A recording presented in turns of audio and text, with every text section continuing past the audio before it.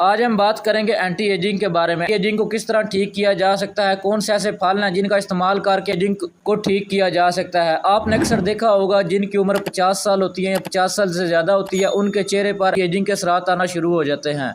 और कुछ ऐसे लोग हैं जिनको 50 साल से पहले ही एजिंग के असरात आना शुरू हो जाते हैं। 3 ऐसे फल हैं जिनका अगर वो लोग इस्तेमाल करें तो एजिंग को ख़त्म कर सकते हैं।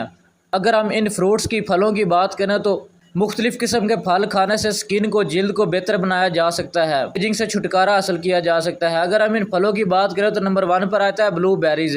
एंटीऑक्सीडेंट से भरपूर, खासतौर पर एंथोसेंसिस जो ऑक्सीडेटिव तनाव और सोजिश से लड़ने में मदद करते हैं। ये दोनों ही उम्र बढ़ने के साथ साथ स्किन को, जिल्द को बेहतर बनाने में मदद करते हैं।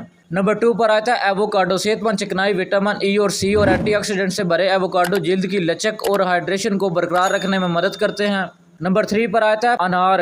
अगर हम अनार की बात करें तो एंटीऑक्सीडेंट जैसा कि ग्लैगन्स और विटामिन सी में ज़्यादा है, जो जिल्द की सेहत को सहारा देते हैं और जो फ्री रेडिकल्स होते हैं, आज़ाद रेडिकल्स होते हैं, उनसे लड़ने में मदद देते हैं।